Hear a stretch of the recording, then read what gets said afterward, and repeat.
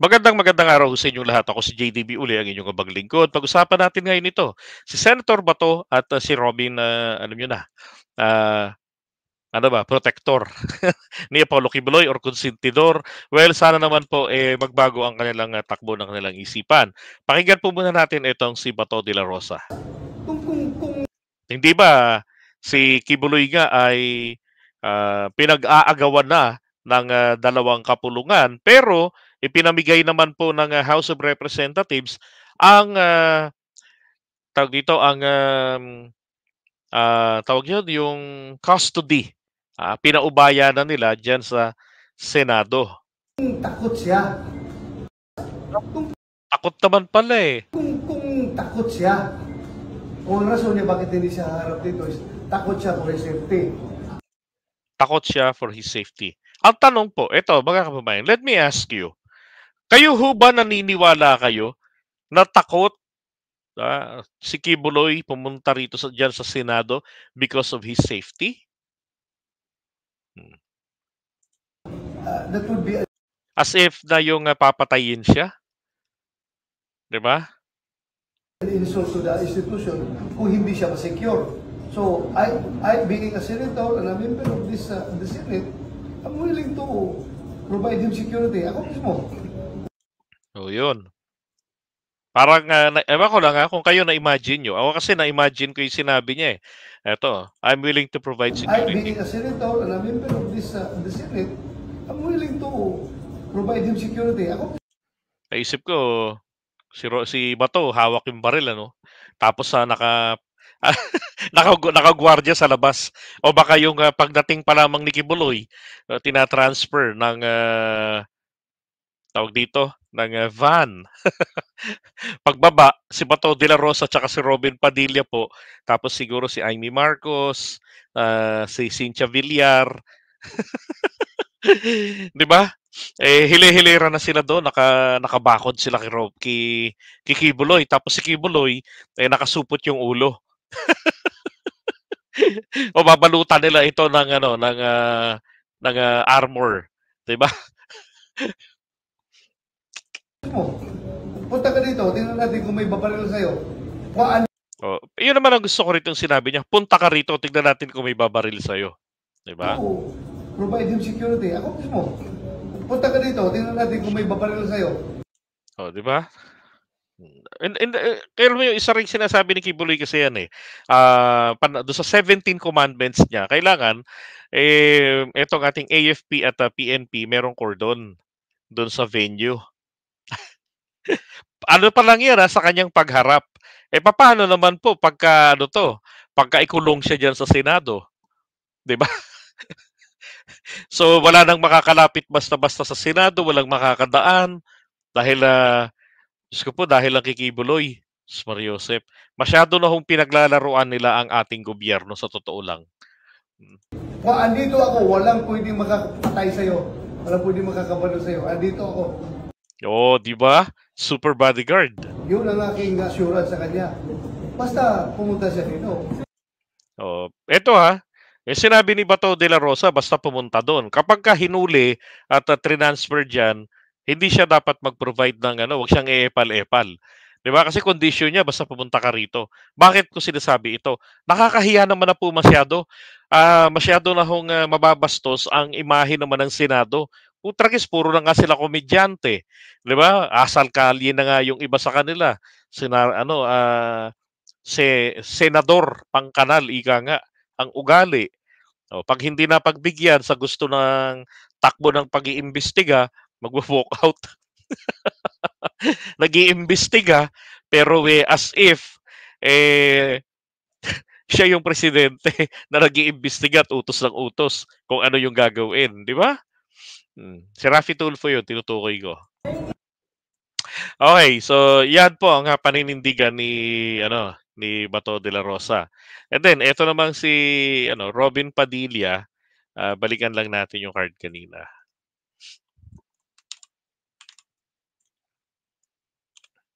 Ito naman ang kay Robin Padilla. Yan. Sabi rito,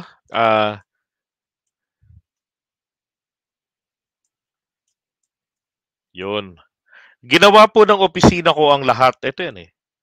Di ba? Ginawa po ng opisina ko ang lahat ng nasa rules at procedure ng Senate para mapangalagaan ang karapatan ni Pastor Kibuloy. Nagdesisyon po ang chairman ng komite at inaksyonan na rin po ni SP Subiri ang pag-issue ng warrant of arrest. Yan.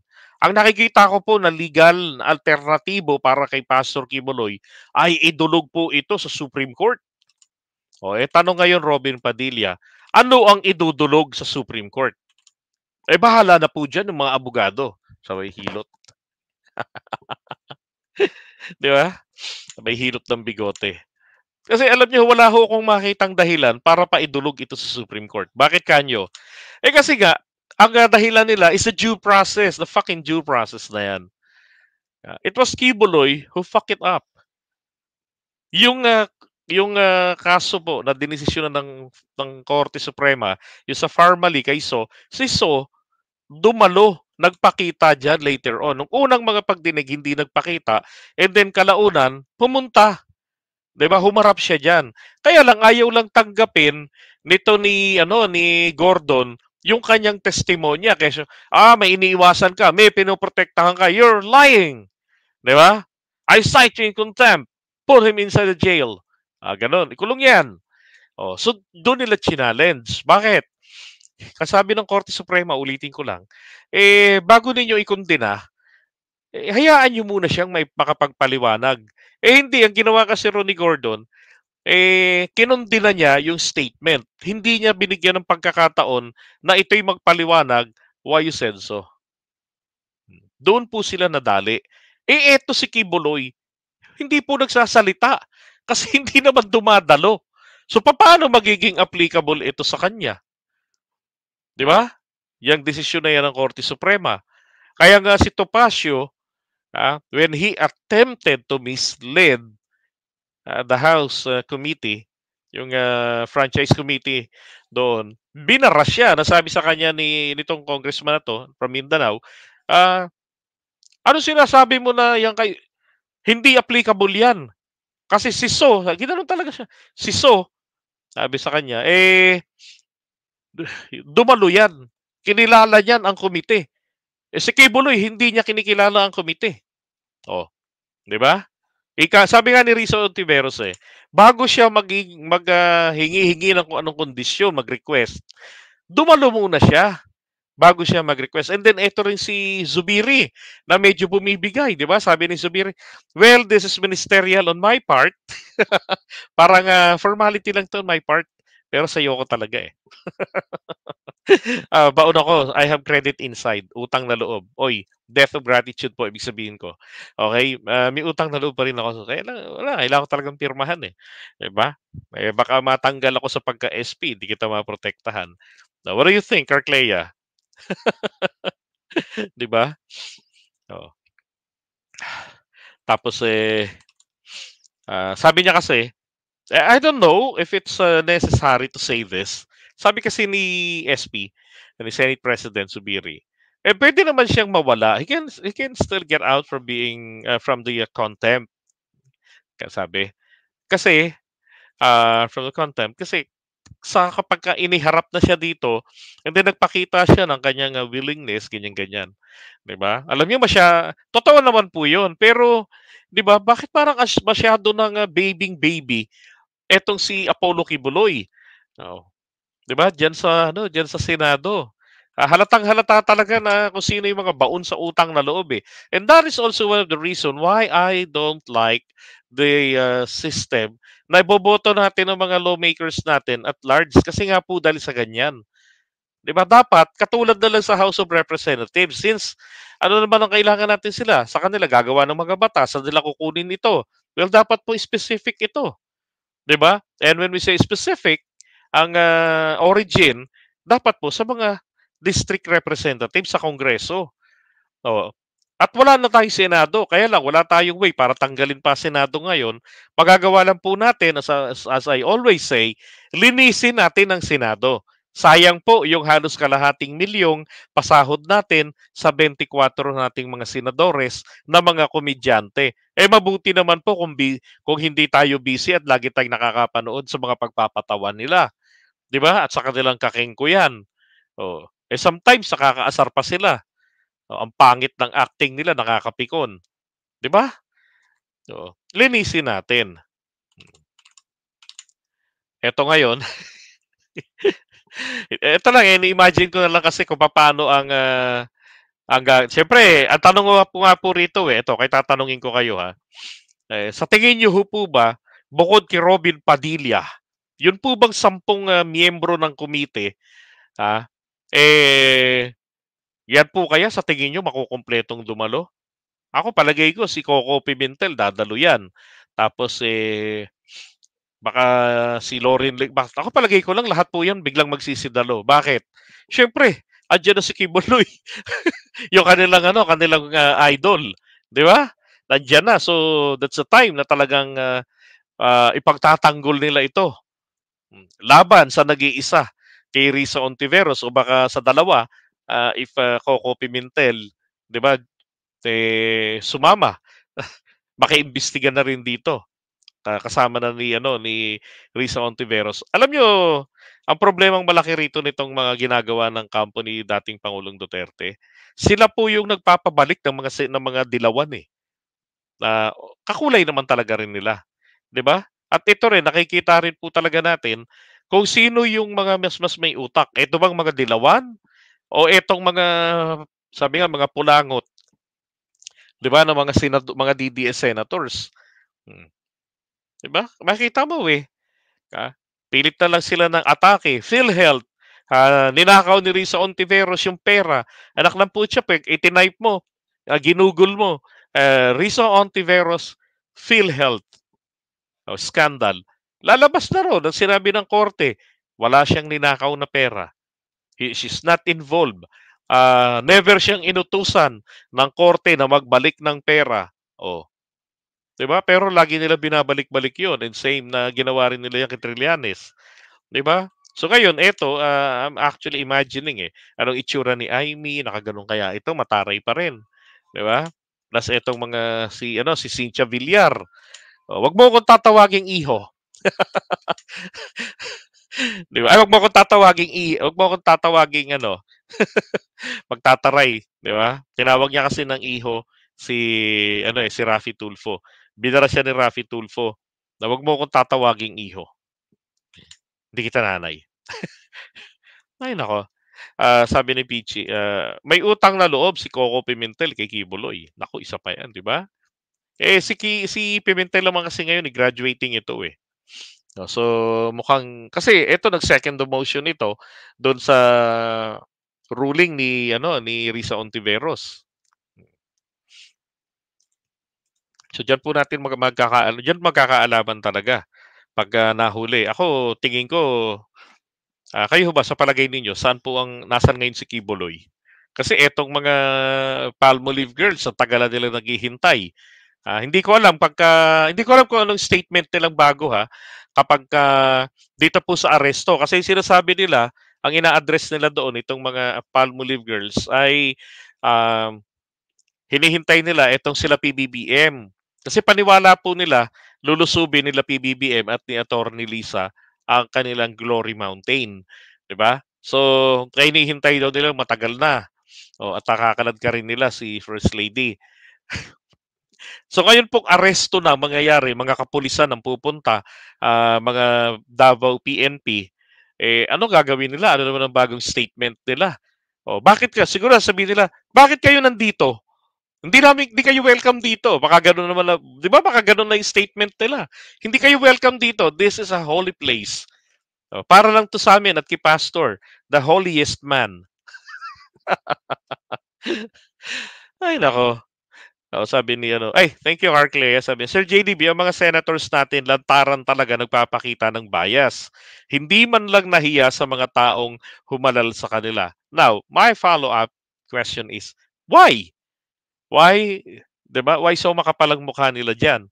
Na like what you said, 'di ba, na hindi man lamang nahiya na talagang lantaran na nagpapakita ng pagiging bias. 'Di ba? Yung pagiging bias nila. Ah, pagkampi nila rito kay Kibuloy. Which is hindi po talaga dapat para sa mga committee members. Siguro, ang dapat na lang gawin nila, kimkimin na lang nila yung kanilang personal na pagmamahal kay Kibuloy. 'Di ba? Para hindi talaga sila ma-minus point palangit. Baka dyan lang sila sa Glory Mountain. 'Di ba? Kaso ina-express talaga nila. Malulungkot na naman ba ng todo-todo si Senator Amy Marcos? Ay naku, alam niyo maloka-loka ako nung marinig ko 'yan, na nalulungkot daw siya sabay simangot ng mukha. Sabi tuloy ng mga ibang loyalista, "Anong nangyari sa mukha ni Amy? Ba't biglang hindi nalungkot, nagkalukot-lukot?" Well, mukhang nga sinasabi lang naman ng gano'n kasi nga paniwala niya baka pagka nakita ng mga loyalist na malungkot siya, magwala, magalit at lusubin si Risa Ontiveros. Nako, sa mga Marcos loyalist po ngayon, Madam Amy, wala raw po silang pakialam sa pagkalungkot ng iyong mukha, 'di ba? Ay nako, sabi, "Lol, I think she was born like that." Yan, corruption yan, utang na loob. Correct, 'di ba? And senators must apply that no one is above the law. Kaya nga dapat gawin na lang nila, hila-hilera na lang sila, magbantay sila kay Kibuloy, lalo pagka gabi, 'di ba? Magrelyebo sila. O si Robin Padilla, maraming baril, Bato de la Rosa, meron din yan kahit papaano. 'Di ba magbantay sila doon, tapos ng mga babaeng senador, magluto sila o ipagluto nila para masiguro nila na healthy at walang lason. So, baka mamaya biglang sumakit lang yung tiyan ni Kibuloy, ilabas na yan diyan. 'Di ba? Dadalhin na 'yan sa Makati Med. Kailangan naku, tapos magiging dahilan na, security reason. Hindi siya sanay sa selda o sa kulungan na naka-folding bed. Kailangan house arrest. Naku, patay tayo rito. Tapos sagot ng Senado ang expenses tuwing papadaluhin. Ay, shit. 'Di ba? And I hope si Rizzo Ontiveros kasi alam ko puno ang kulungan ngayon ng Senado. Meron silang bagong dinagdag Ang pinaka-worst po nitong abutin pag nahuli si Kibuloy, diyan po yan i-commit sa detention cell ng Pasay City. Yan ang problema. 'Di ba? Problema niya yun. Pero abangan natin mga susunod na pangyayari. Ako naman, dalangin ko na mapagtanto ni Kibuloy na mas mainam na magpakita na siya kaysa magdrama. Kasi lalo hong napapahiya yung kanyang claim na pagiging appointed son of God. Lalong napapahiya itong kanyang kanyang claim na siya ang may-ari ng mundo. 'Di ba? Kung ikaw may-ari ng mundo, bakit hindi ka maglakas ng loob na harapin yung mga senadores na yan. Nahawak mo rin naman ang kanilang buhay. At ikaw rin naman ang pipirma sa kanilang kaligtasan. Pwede ka mag-request ng klase ng brand ng ballpen. Ay, nako, makakalokohan ni Kibuloy. Sabi ni Cheryl, Oblo is waving. Si Aguila kaya, magkita kaya sila? Saan ba nakatitingin ngayon si Aguila?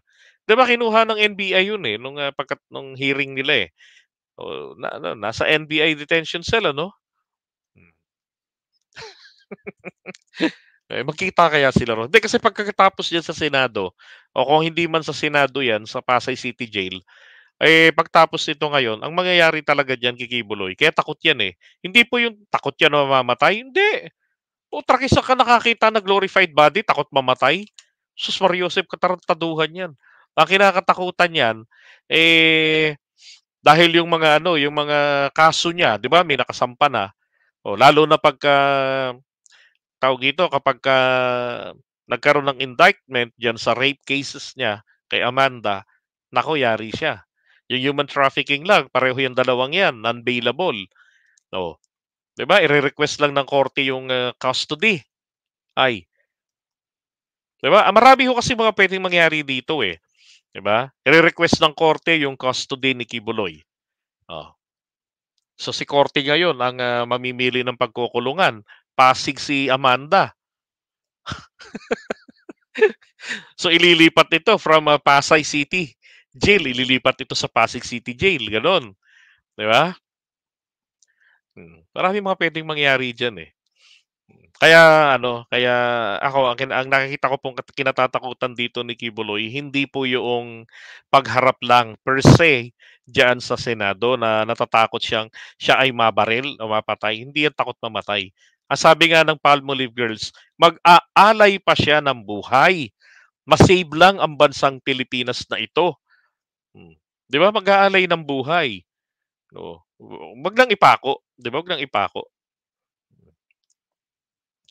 Pagka namatay siya, anong mabubuhay in 3 days? Hindi na. Glorified body siya, eh, 'di ba? Pagka siya nasyukti, hindi siya pipikit ang mata niya. Ano lang yung katawan niya, magbabago lang. 'Di ko lang alam kung may damit pa rin 'pag naka-glorified body, 'di ba? 'Di ko lang alam kung gano'n. Kasi kapagka glorified body, it's like it's like a smoke. Formless na, 'di ba? Matter pa rin, pero wala na nga lang anyo. Okay siya, sige iwanan muna natin ito at abangan po natin, idalangin natin, mahuli na sana si Kibuloy. Para magkaalaman, ano ba talaga, hanggang saan ba talaga etong kanyang mga protektor na mga senador, hanggang saan etong kanyang, mga tauhan sa Glory Mountain.